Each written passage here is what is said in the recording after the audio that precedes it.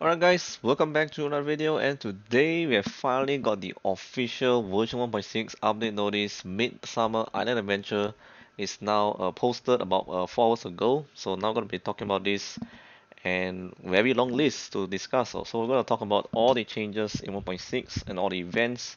So let us scroll down here. So I'm sure you guys should know about all this already. So let's skip all this and the update duration. So there's a maintenance period as usual for every patch. So after about 5 hours, it really depends on how fast they've done it. Then we can log in the game and claim our Fimo gems for the compensation. And yeah, they say here the timings may change. So if the maintenance is longer, then we'll get more Primo gems. But if it's on time, then it should start at 11 a.m. UTC plus 8, which is pretty standard for most of the patches until now. Alright, so this one should be straightforward. So there's compensation, as I said, we get it, 60 projects every hour. This one pretty standard. Eligibility, so make sure you're Adventure AR 5, AR rank 5 and above by 9 of June. And then you can able to get the compensation, which is nice. Alright, update details, new limited time area. So the version 1.6, if you saw in the live stream, they show us a new map or new area. So it turns out it's a limited time thing, so it's not a permanent map or something. So after being outside for quite some time, Klee shows up in Mr. Leather in hand. So I think they showed this in the trailer. So we've been sent to that island, and there's some uncharted islands. So we have a lot of things to explore in the island, it seems. So to unlock this area, you need to do the Klee story quest, the first one, and obviously complete the Archon quest Act 3. So make sure you've done those two quests in order to proceed with this new area. So they did highlight here in yellow, the islands will no longer be accessible after the end of version 1.6. You will also no longer be able to open treasure chests, gather materials, or earn quest rewards on the island. So grab the opportunity to explore away. So this is a limited time map. So make sure to do all your quests, your materials gathering and so on, or everything related to the events. Make sure to do it before the patch ends. So you got about 3 weeks, no, sorry, 6 weeks to do all these things. So I think it should be plenty enough to complete every single thing in the island.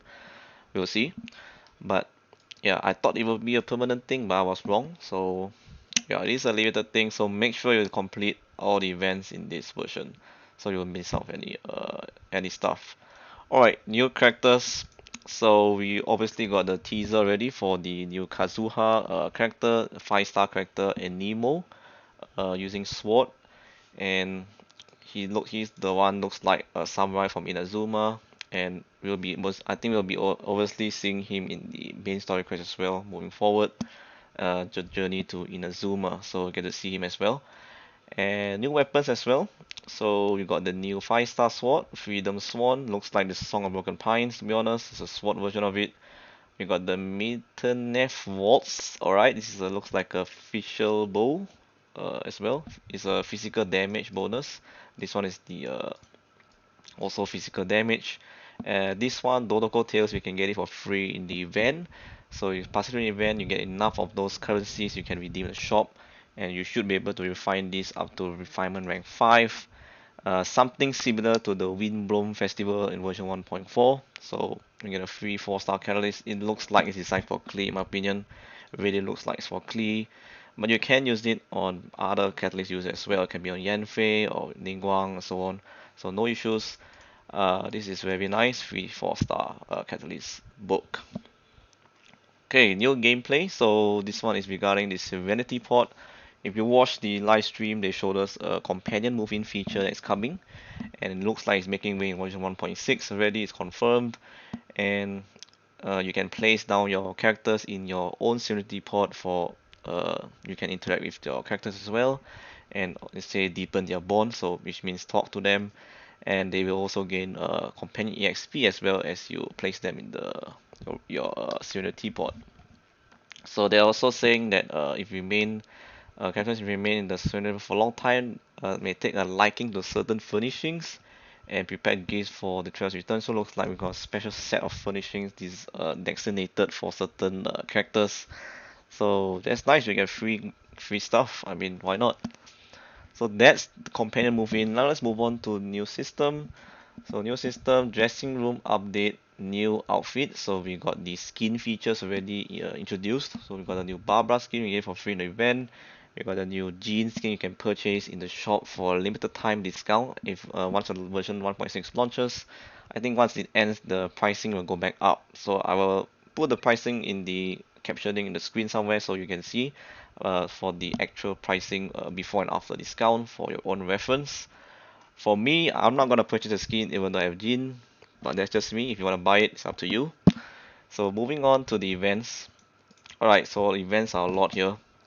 So the new version, we got the Midsummer Island theme adventure events, and looks like we can get the catalyst as I said, and also explore new on the islands, complete various challenges as well, and some things related to like the mini Harpester event. We can exchange exchange some rewards for the catalyst prototypes as well. We can choose, pretty nice, and obviously the kind of insights there as well, and some furnishing blueprints. We yet to find out the full list of rewards once we get to the game, so we'll see about that.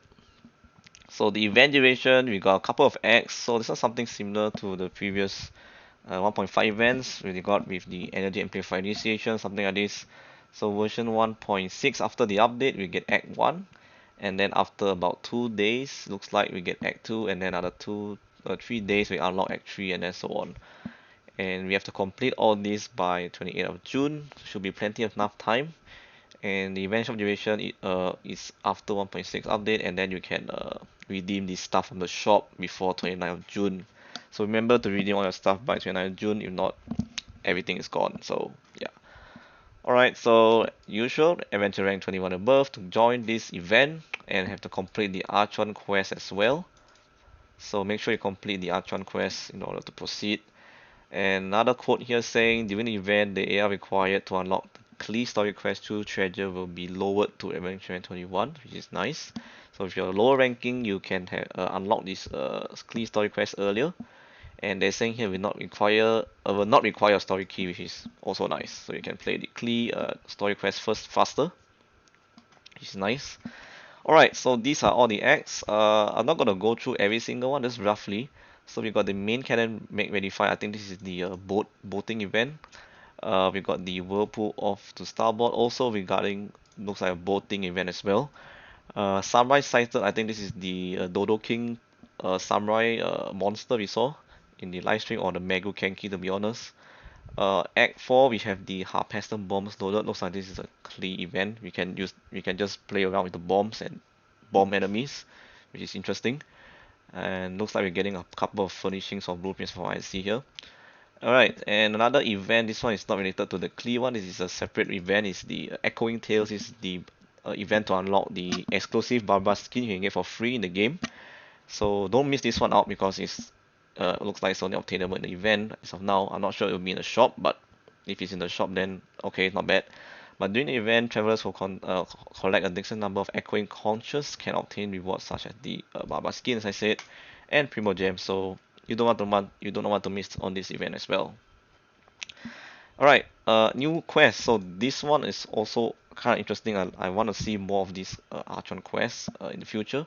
So we got a new Archon quest, the Predator 2 prologue. So it looks like we're gonna get more quests relating to journeying to Inazuma with Kazuha and Beidou. So we're gonna see more of them in this quest, which is nice. We got a new world quest as well. So I think this limited time world quest they're saying here.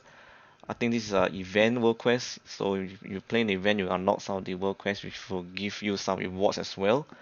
Probably some Primo Gems, some money, and some books, so we'll see about that. And they're saying other limited time world events will be added later date, including Big Bada Boom Battle. I don't know what is this, but stay tuned. Alright, so let's move on to new monster, Megu Kenki. So they introduced this new boss, so I think this should be the new weekly boss we can fight to get some of the materials for Kazuha, I believe. We have to see about that. So mechanical humanoid from another nation. Yep, looks like from Inazuma. Alright, let's move on to other additions. So gameplay wise, we got a new gadget, Wind Blast Harpestum. I don't know this gadget. Can we keep it forever or what? But looks like we got a new one we can probably earn from the event. New recipes, stir-fried shrimp, rice buns, chicken tofu pudding. I think this we should be able to maybe buy from the vendors, the food vendors. We'll see.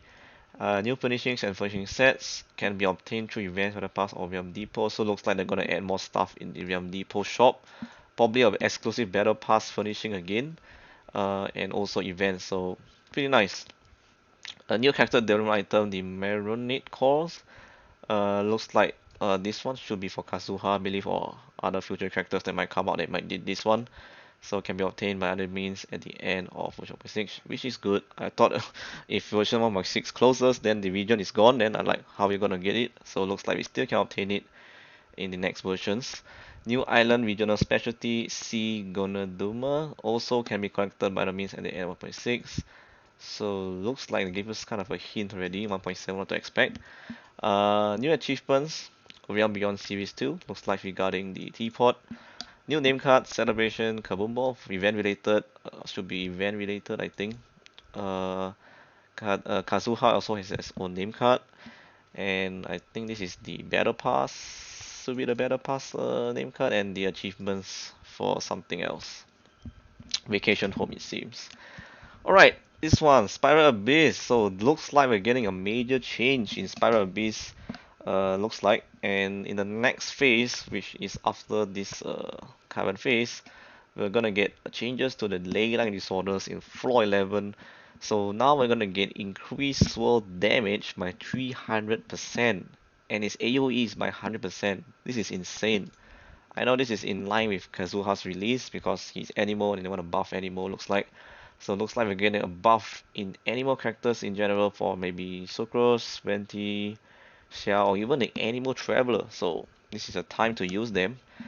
And updated the monster lineup on floors 9, 10, 11, 12. Looks like we're getting a full revamp of all the monsters in the floor 9, 10, 11, 12, which is nice. A very good change. I really, floor 9 and 10 didn't really change much, but floor 11 and 12, for some it was a bit difficult in the current phase now, so I'm not sure going to change things out to make it a little bit easier. I'm not sure, we'll see. But very happy to see them decide to change floor 9 and 10, which is a nice thing. I really want to see a different monster. I think I've been fighting the same one for so long, so it's a good thing they updated the lineup, which is nice. Alright, starting from the first time that the Luna phase refresh after 1.6, the 3 Luna phase, yeah, is after the refresh, so we're gonna get the phase 1, which is the Whirlpool Moon. So it looks like when an active character triggers soul reaction on my opponent, they will trigger a shockwave that deals opponent's reaction that deals AoE damage. Oh my goodness, crazy! Even more soul reaction damage by dealing damage to nearby opponents, which is crazy. And phase 2, Breeze Call Moon. When an active character triggers soul reaction on their opponent, they will regenerate 4 energy for all characters in the party. Effect can trigger every once 3.5 seconds. Wow. So basically, if you have any animal character for the phase 2, you're pretty much supporting all the other characters. That's amazing. Phase 3, Brumus Moon. When an active character triggers a soul reaction on their opponent, a Brumus aura that lasts 8 seconds will be left at a location where the reaction took place. Okay, the aura will inflict 1 count of damage to opponents within it once every 2 seconds. And Bromos aura can be generated once every 9 seconds. Okay, I mean, at least it deals some damage on the floor, which is pretty good. And yep, that's all for the Spiral Beast. Pretty nice. Can't wait for this one. And audio changes, added voice interactions for characters when leveling them up. Okay. Adds Japanese voiceover for certain characters, adds some sound effects in the Unity Port's finishing placement screen, which is also pretty good. Alright, system. So system, the room on the second floor essentially it will be open for decoration. Finally, they did announce this in live stream, so it's finally open. You can put your furnishings down and gain more energy over there, and obviously have a bigger mansion, and with the increase of load limit as well, which we're going to talk about it later. New keyboard shortcuts added for PC, so if you're playing on a PC client, this is a very good quality of life improvement. L key looks like opens party setup screen, O key is open friend screen. I think you can configure this in the settings. So these are the default keys they're giving you on the release of 1.6. Alright, So all this I'm not going to discuss. We're going to move on to the optimizations and adjustments. Alright, system. So increase load limit of Serenity port. I think this is one of the most asked things in the Serenity port feature. So the load limit, I know it's kind of annoying because some people want to place more stuff to make it look nicer, but they can't because it already reached a limit. So they decide to increase it so that people can place down more stuff, because also to make way for the companion characters that will be placing in the Serenity port, which they will also consume certain amount of space. So that's why we need to make way for them, this is why they need to increase the load limit. And also second floor was unlocked, so they also need to increase that as well. So makes sense they do this. Optimizes the dialogue experience with T-pop. Okay, this one they also did. I think they did explain it in one of the devs Q&A session, which is nice. And it's very annoying every time you have to open the dialogue and close it and then open it again to go for another selection. So this was pretty annoying. I'm glad they did this. It was very annoying for me actually, but thankfully it's done. So next one, what's this? Traveler will no longer appear in the Expedition Dispatch character selection list. The Traveler, okay. So I think the Traveler is not supposed to be in the list at anyway, so I guess it's a good idea to remove it from the selection list. 4-star artifacts can be destroyed in return for Mora. I don't know why you want to do this, but okay, if you are just nothing else to do, I guess you can destroy it for Mora, but we don't know how much it gives back, so stay tuned for that. Some indestructible level up materials are non-destroyable. Oh, okay. Why though? I don't know, but we'll see what is the indestructible item. I don't know what is that. So now they're allowing you to destroy it. Okay, I guess to make way for space, I guess. I don't know, but we'll see, we'll see. Optimizes the weapon enhancement materials placement slot. So they did mention this change in another dev Q&A session as well. I think it's a pretty old one. So they increased the slots from 6 to 20 now. So I think now you can basically add all those, fill up those slots full of weapons and enhance your new weapon. So I think that's a very good change as well. Alright, crafting and forging, guys. Finally, we can craft and forge in Coop. I mean, I think this feature I've been asking since version 1.2, I think, in the surveys, and I think talk about them about how many months? 4 months. Finally, we got it, and this is very annoying. Last time I couldn't craft in my friend's world. Finally, we can do it without returning to our own world, which is very annoying. And finally, guys, this is settled in the next versions. I can't wait. Crafting recipes and fortune recipes are a lot based on own project. This one makes sense. I mean, you can't be using your friend's recipes to craft a recipe, so this is pretty okay.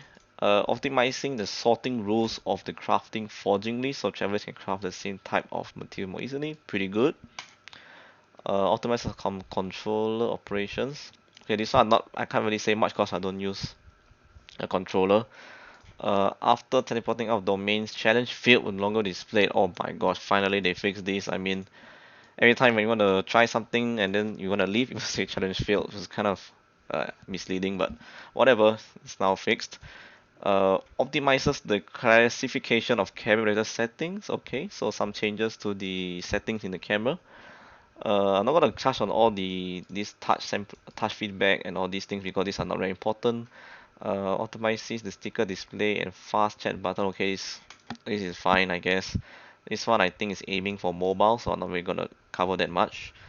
This one increased the stack limit of some furnishings of the same type from inventory from 999 to 99999.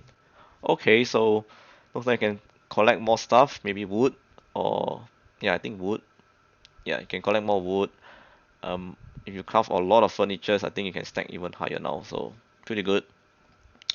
And this one they mentioned in the live stream, the Adventure Handbook has a function to automatically track and navigate to enemies, which is a very welcoming change as well. I really like this as well. And lastly, if players have condensed resin and less than 20 origin resin, selecting continuous after change the domain will not bring out the pop-up window, which is also another sort of a fixed optimization for the domains, which is nice. Alright, cool mode. Add status markers when teammates are switching characters in the party privilege screen. Okay, I mean, at least now we know whether our friend is changing characters, or at least we're not how to say. Uh, at least we know what they're doing in the background, not like the AF King or something. But yeah. Good to know. Next one, when the teammate is not within range of the current displayed map area, a teammate marker will be displayed at the actual map. Okay, this one I think they did mention in the previous dev Q&A that they're going to implement this sort of a tracking or follow me ability for your teammates, which is nice. Travelers can click on a marker to look at teammates, optimize the text display after players are removed from cool mode. Alright. Audio, this one not very important to me, but there is changes to the voiceovers looks like. They fix some issues with certain characters in all the languages, Chinese, Japanese, and Korean.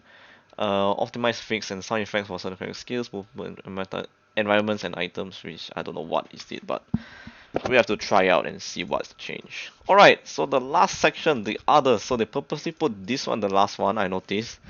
But this is one of the major change in 1.6. So, okay, let's skip this one. Adjust description of foot stormcrest spy. Alright.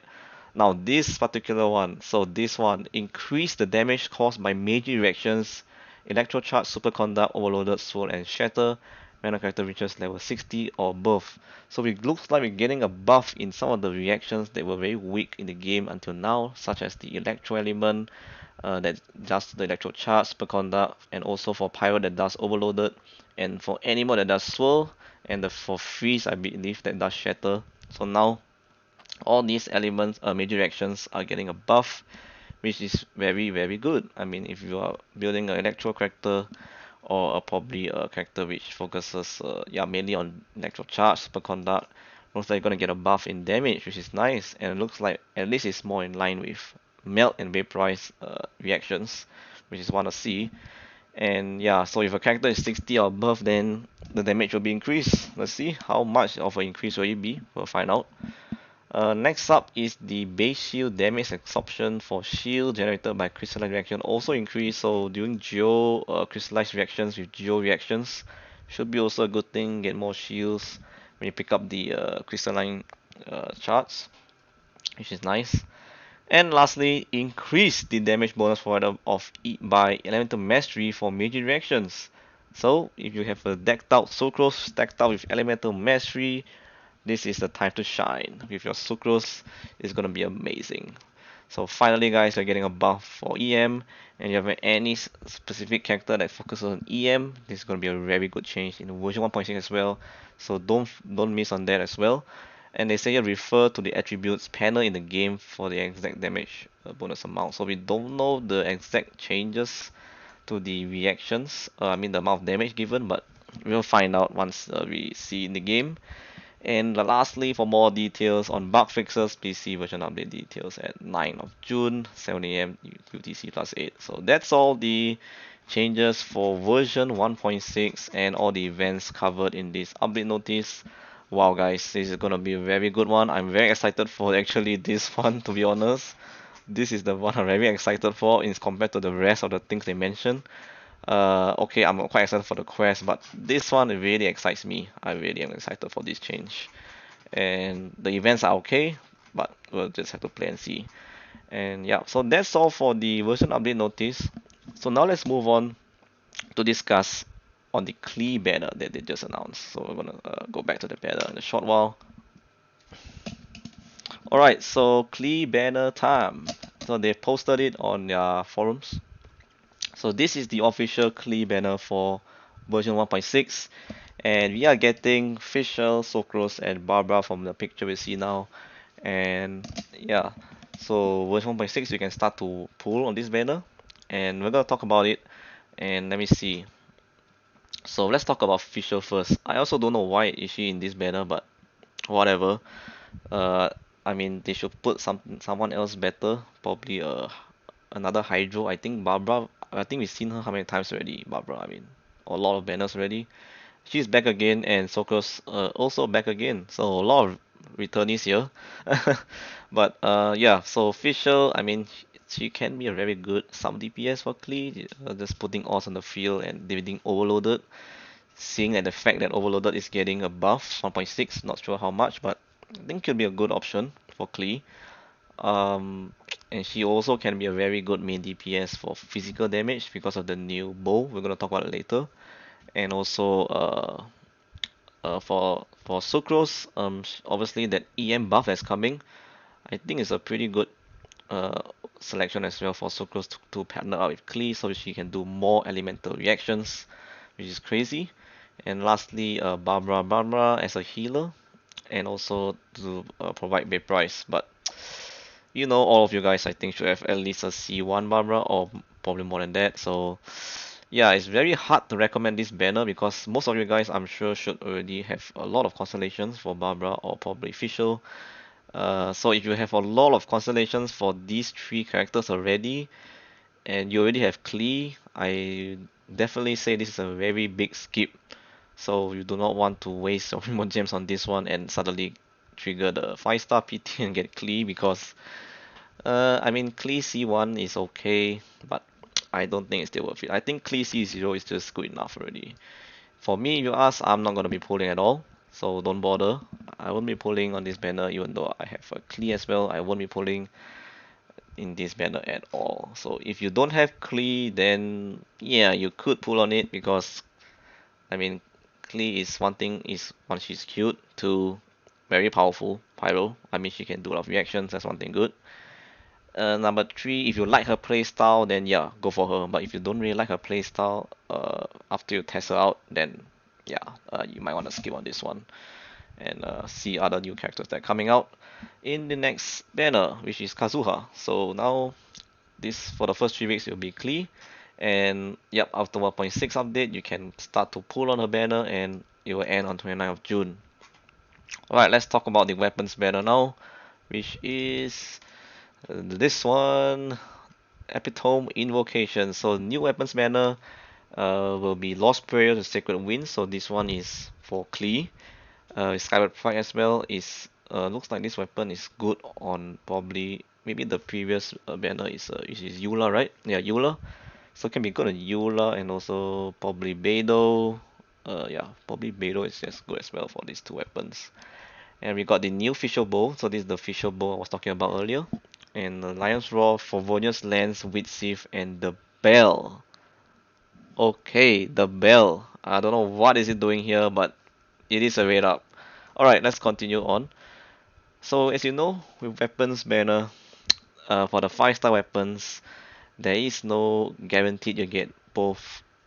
You could get like this maybe this Lost Prayer book throughout the entire time and you not get a single Skyward Pride, which is why I think the weapons banner is still a scam. If you got a lot of money and you want to wheel on this banner, then yeah, go ahead. But if you're a free-to-play player, I really don't recommend you pull on this banner at all, seriously, because the Lost Prayer of Sacred Winds and the Skyward Pride is both obtainable in the standard banner, so you do not want to waste your Primo Gems on this banner. If your standard banner is pretty close to a 5-star, I really recommend don't pull on this banner at all, seriously. Just skip this one. The Fischl Bow, if you really want it, I just say probably just use an alternative like Rust. You can use Rust or the Compound Bow. Those are also physical damage weapons, but if you just like the design of it, then I just still don't feel worth it to pull on this one. It's really baiting you to pull, but I think it's not worth it. The reason why it's not worth it is because the bell is there. I just don't like to see the bell there. I mean, why is that bell doing there? I have no idea. I have 4 copies of the bell, so I don't really need it at all. So I don't know why you want that with the bell because the bell, as you know, no character can really fully utilize it. So very hard to recommend this banner. It's very hard. Unless are you very close to PD, then maybe, but I just can't recommend this banner at all. This is just, I don't want to say garbage, but alright, fine, the bell, as long as you don't get it, it's good. But if you keep getting the bell, oh my, it's gonna be a terrible one. But yeah, so these are the weapons banner, and Lost Prayer Sacred Winds obviously is best in slot for Klee. Because of his crit rate stat, so it's definitely gonna be good on Klee. Gonna be good on mid. Actually, all pyro, no, all catalyst users which main DPS will have a good time with this book. So if you have any like maybe Ningguang also can use this, no problem. Yanfei, who is the next one? I think Mona can do as well. Yeah, Mona DPS. If you're doing a Mona DPS, you can use this one as well. and obviously Klee. So yeah, I think those are all the main DPS catalyst user. I think I didn't miss out anyone. Yeah, I didn't miss out anyone. Looks like that's all of them, I think. Sucrose, not recommended. Really, Sucrose should just use that sacrificial fragments or Mapame. But yeah, um, for the Scarlet Pride, I think I said it. Beidou and Eula is pretty good as well because of the energy recharge stat. And Eula and Beidou, as you know, those two characters really need energy, and this I think will solve that issue. So Scarlet Pride is pretty good on those two characters. Other than that, if you don't bother about any of these weapons, just skip on it. It's just if they didn't put the bell there, I could recommend it a bit, but now they put the bell there, so I'm like, huh, this is a skip instantly for me. So yeah, those are the two banners, and for me, I'm skipping both. So yeah, what about you guys? I don't know, but that's it for me actually. Looks like no polling in this first half of this version. Maybe Kazuha will see what's on his banner, but yeah, uh, pretty much a no, pretty much a skip for me. And that's it guys for this video. Hopefully you guys got an idea now of the upcoming version 1.6 update and all the banners that are gonna come out in version 1.6. I'm very excited actually for the changes in the elemental reactions and also the buffs to EM. So I'm very excited for the changes here, and I can't wait to try them out once it's released. So yeah, that's all for this video guys. Thank you very much for watching. I know it's a bit of a long one, but just summarize everything in this video so you can have a good idea what's going on in the next versions. And I'll see you guys in version 1.6. So take care. See you in the next video. Peace out.